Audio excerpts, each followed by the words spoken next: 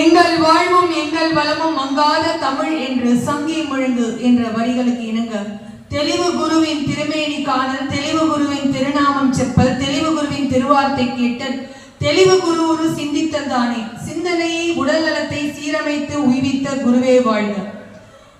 இன்னைக்கு நடந்த என்னோட வாழ்க்கையில இருந்த ஒரு சின்ன ஒரு விஷயத்தை சொல்லிட்டு ஆன்மீக கருத்தை சொல்றேன். இன்னைக்கு வீட்டை விட்டு கிளம்பும் போதே ஐயா கிட்ட நான் சொன்னேன், ஐயா நீங்க மட்டும் அம்மன் கோயிலுக்கு போயிட்டு வாங்க, நான் இன்னைக்கு நெல்லையப்பர் கோயிலுக்கு போயிட்டு வரேன் அப்படின்னு சொன்னேன். இல்ல நம்ம அந்த கோயிலுக்கு போலான்னு சொன்னாரு.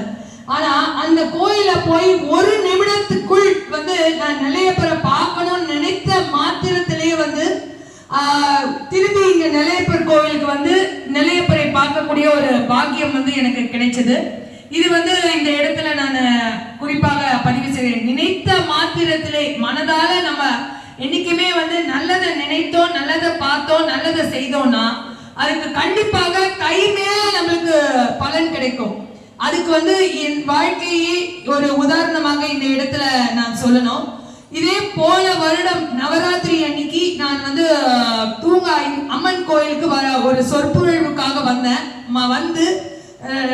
ரயில் நிலையத்துல விழுந்து என்னால ஒண்ணுமே முடியாத போய் அடுத்தது வழக்காடு மன்றத்தில் வழக்காடு விட்டு அன்னைக்கு பாத்தீங்கன்னா என் வயிற்றுல 5.25 கிலோ கட்டி இருந்தது.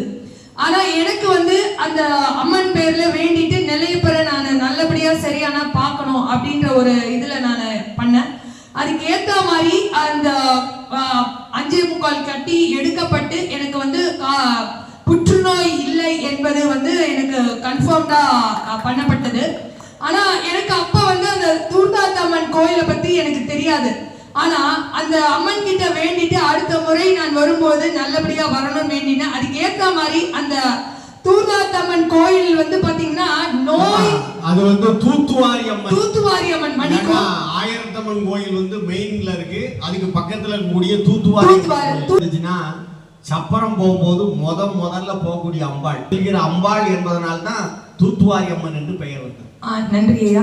அது மட்டும் இல்லாம நான் கூகுள்ல இப்ப தேடி பார்த்தபோது தூத்துவாரி என்றால் அம்மை நோய்கள் கட்டிகள் அப்புறம் வினை பதிவுகளை தீர்க்கக்கூடிய ஒரு அம்மன் அப்படின்ற ஒரு கருத்து அதுல பதிவிடப்பட்டது.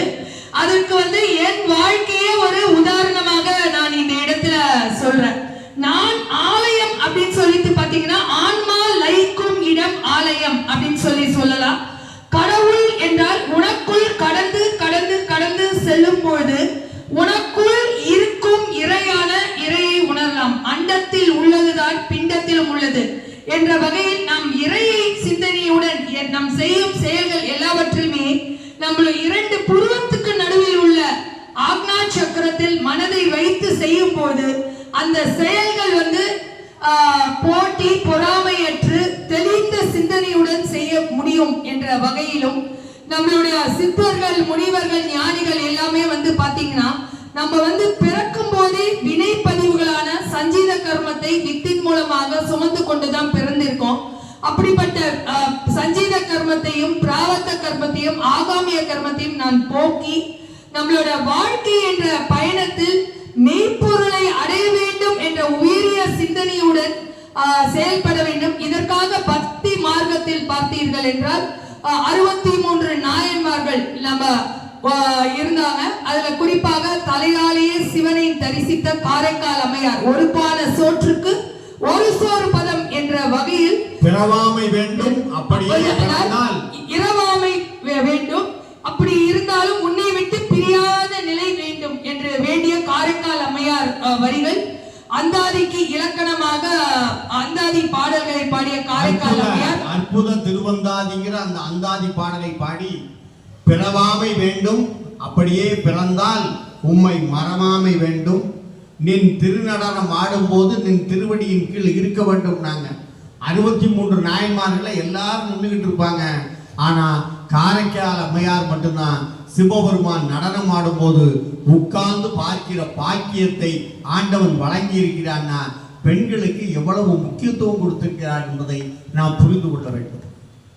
அதற்கு அடுத்தபடியாக நம்ம இந்த நவராத்திரி கொண்டாடுறோம். நவராத்திரியில அபிராம பட்டருக்காக அமாவாசை தினத்திலேயே பௌர்ணமியை காட்சி கொடுத்தார் அபிராமி அன்னை என்ற ஒரு அன்னைக்கு சிறப்பான ஒரு மாதம் இந்த நவராத்திரி என்ற வகையிலும், தனம் தரும், கல்வி தரும், ஒரு நாளும் தளர்வரியா மனம் தரும், தெய்வ வடிவம் தரும், நெஞ்சில் வஞ்சமில்லா இனம் தரும், நல்லன எல்லாம் தரும், அன்பர் என்பவர்க்கே பூங்குழலால் அபிராமி கடைக்கல்களே என்ற வரிகளை தொட்டு நவராத்திரி நாளில் நாம் வேண்டிய வரம் கிடைக்கும். நம் செல்வம் கேட்டால் செல்வம் கிடைக்கும். எனக்கு முன்னாடி பேசியவர் சொன்னாரு, இந்த மாதிரி தங்கம் கேட்டா எல்லாமே தங்கமா மாறிது அப்படின்னு சொன்னாங்க.